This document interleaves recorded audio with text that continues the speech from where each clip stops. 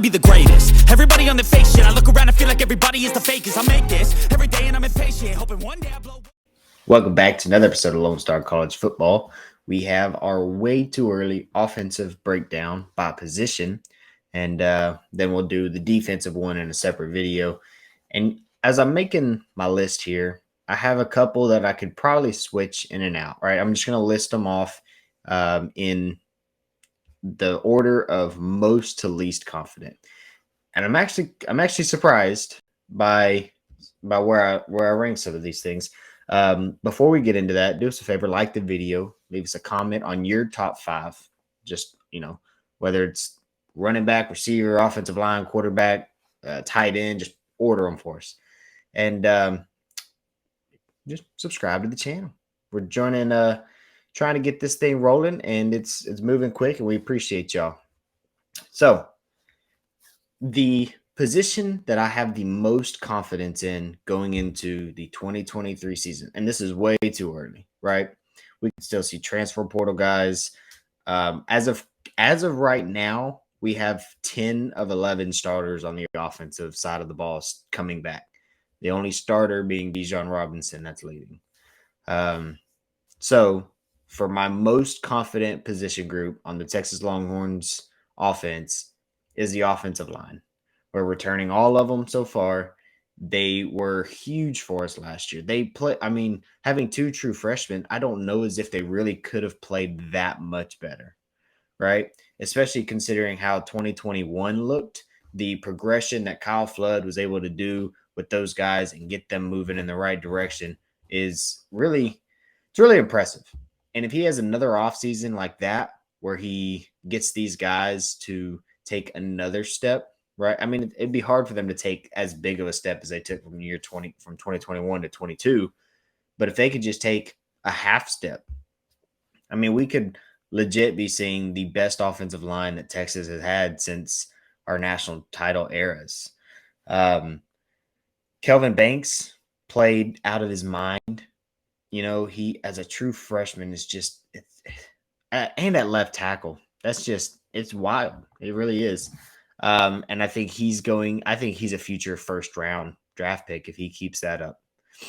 So that's my main guy on the offensive line. It's Kelvin Banks. Christian Jones is coming back. Junior Angular is leaving, but he didn't start at offensive line. He was that jumbo tight end fullback kind of position. Cole Hudson, he's coming back. It's just our offensive line should be pretty stout next year.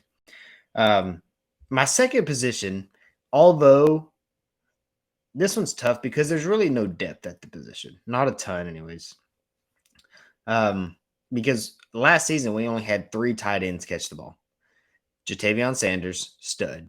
Gunnar Helm, I think he's pretty good, but he only had like 5 catches. And then Jaleel Billingsley, who is leaving the program. So it doesn't matter. But I put them at the second spot because I think Jatavion Sanders is that good. And I want to see him more and more next year. Like third down, we need to be looking for Sanders on third down. He's big. He can move. He's got hands. He can block and release and then run his route. Like Jatavion Sanders is super athletic. He showed us that last year. He had like the best tight end season of any Longhorn since like Jermichael Finley? I'm trying to remember. We had a tight end. He played in the NFL for a while. I think it's Jermichael Finley. He had the best tight end season since whoever our last tight end was back in the 2010s, which is crazy. I think it was like 287 yards was the most offensive production we had out of a tight end since then. 287 yards in one season. And I think Billingsley got close to almost 600. Oh, he had 613. So, yeah, he crushed it. He absolutely crushed it. I just want to see him in more of a useful role. It kind of felt like there was a few design plays that went to the tight end, went to Sanders, but there wasn't too many where it was just like Quinn throwing him the ball, although he was open. And I don't really love that offensive style, right? If your tight end's open, throw it to the tight end. He's a big body. He can run somebody over. I know we want the ball to Worthy. We want the ball to Jay Witt. They're fast. They can quick twitch, make a guy miss, but you got to utilize the tight end. And Sark, when he was at Bama, the tight end's a very important position for him. So I would expect now that Sanders is going to be a junior next year that he's going to try to get him more and more involved. Okay. And here, the third and fourth spot, I could really 3, 4, and 5. I could switch them in a bunch of different orders and probably convince myself that that's correct. As far as I have my list right here, though, I have the quarterback position at 3. Quinn is going to get developed. There's no shot that he's going to be at a major program like Texas for a whole nother year and just not develop any. Plus, Arch Manning's on campus. Malik Murphy, highly talented guys on campus. They're pushing him, right? There's a quarterback competition. Coach Sark has already said there will be quarterback competition. It's going to happen. And that pushes players to develop and get better because you have to, right? It's fight or flight. If there's other quarterbacks who want that starting job, you either fight or you leave. And I don't mean to say leave like hitting the portal means you're quitting or whatever. That's not what I mean. I just mean if you're a competitor, and I think Quinn is, Malik and Arch, all three are, they're all going to compete. None of them are going to give it up. That they're going to get better through that quarterback competition. And Quinn, he's mentioned it. He's got to work on his footwork. He needs to set his feet. You can't. There's some quarterbacks. There's very few quarterbacks that can get away with it, right? Like Patrick Mahomes, he can get away with maybe not having his feet perfect because he can throw out of any arm angle. Quinn, you can't do that. You need to set your feet. You need to work the pocket. The offensive line has given you time. You didn't get sacked a ton. You got sacked like 9 times last year, which is less. Well, he probably only played in 9 games, I think. So that's 1 a game. That's not too bad. You got sacked 5 times against Baylor. So it's really less than 1 in most games. You got to trust your offensive line. He's a young quarterback. I think really what happened in that sense, not setting his feet and getting out of the pocket too early, is he got hurt against Bama. And once you get hit and you get hurt, it's hard to stand in that pocket with a 300-pound guy running at you. And you want me to stand here and deliver that ball?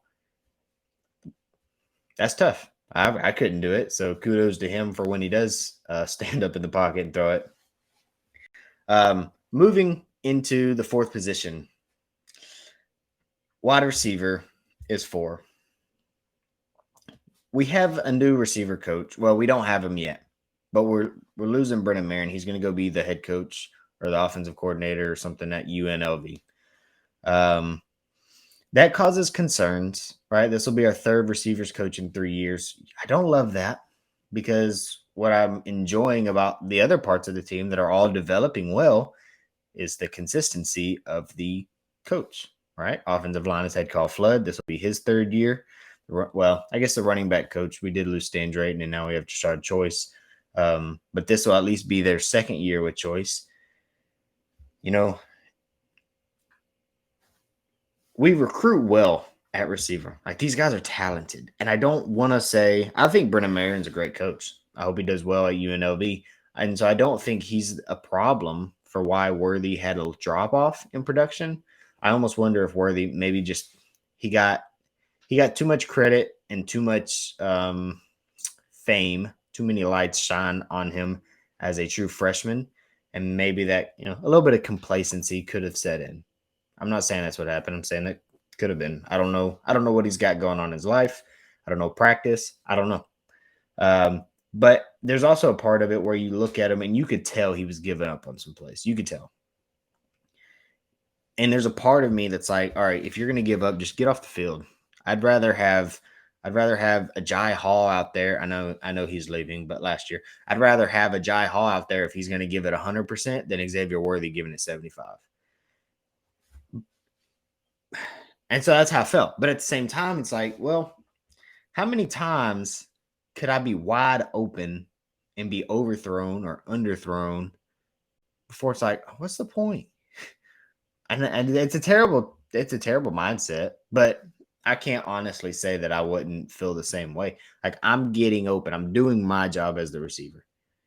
And you're overthrowing or underthrowing. Now, at the same breath, though, when you're giving 75% and then Quinn in a bowl game puts it right in the money, 2 plays in a row. Well, I guess one was a little bit behind because he could have caught, but you catch that on your hip pocket. You catch that.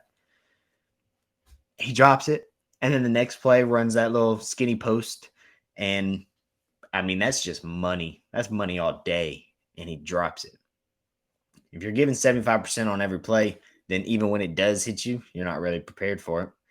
So I want to see him next season with more effort. I don't want to see you give up on plays. I want to see dive. There were so many passes. If y'all watch Colin Johnson, watch some of his highlights. There were plays where he was diving, right? Devin Duvernay was diving. Jay Witt diving. Little Jordan Humphrey. What was he doing? Anything to get to that ball. And Xavier Worthy is probably the most talented receiver out of all of those, but he lacks the effort. And without the effort, you're just a guy out there running routes, and if it's perfect, maybe you'll catch it. So we need to see more off of whoever this new coach is. We need to see more development there. But at the same time, with this whole miscommunication with the quarterbacks and overthrow, Quinn and these quarterbacks are going to have the next 7.5 months to get out there, practice, throwing the ball, timing. Timing is everything, right? If you're running an out route, Quinn's got to get whatever his drop back steps are. He's got to get them in, flip his hips, and then throw the ball. But at that same time, you need your receiver. You got to trust them that they run their steps right. They break down, and they're where the ball is going to be, or they're not where the ball is going to be yet. And so it's all timing. Hopefully we can see the timing improve with these guys. And you can guess my fifth position of the offensive breakdown that I have confidence in, which is crazy because if last year they were number one, is the running back room.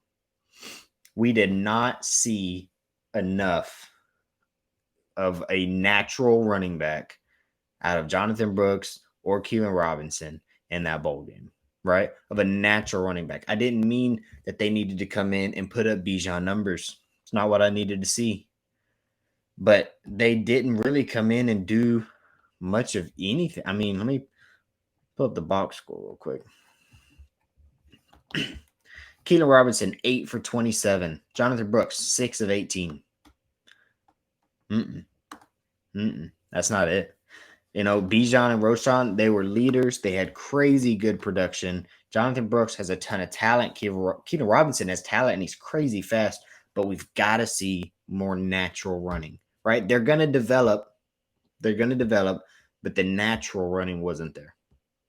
And I was more weary than some of y'all and Logan, where if you watch our Big 12 draft, he drafted Jonathan Brooks as a running back, mainly because I drafted Richard Reese.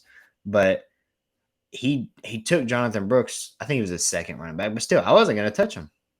Not because I don't think he can be good, but he just didn't show in that bowl game that he's anywhere near ready. And that's okay. He's got 7.5 months to get ready. I think Jaden Blue, Cedric Baxter, and Trey Wisner, they probably have a shot at this running back job. Keelan Robinson, I love watching him play because he's fast. He's not the kind of guy that you want to hand the ball off to up the middle inside zone. Outside zone, sure. He's fast. He can get outside. But he's 5'9", 185. And I know that doesn't always mean everything because Deuce Vaughn, he could do anything. But he just didn't show that he could. So as far as the running back room goes, I don't know what to expect. And it kind of worries me because if our offensive pass game doesn't improve a ton and our running game is where it was in the bowl game, or hopefully even if you double it, that's the problem. Even if you double that rushing production in our bowl game, that puts us at a whopping 102 yards. If you double it, we have 102 yards rushing. And that's with Quinn having 6 yards. The running backs only had 45 yards in that game. on 14 carries. Yeah, if that's our offense next year, guys, we're in big trouble. If that's our offense next year. Now, Quinn, having 370 yards, that helps. But if Quinn's offensive production is similar to last year and can't hit Worthy on the deep ball and our running backs can't get going, it's going to be a long year.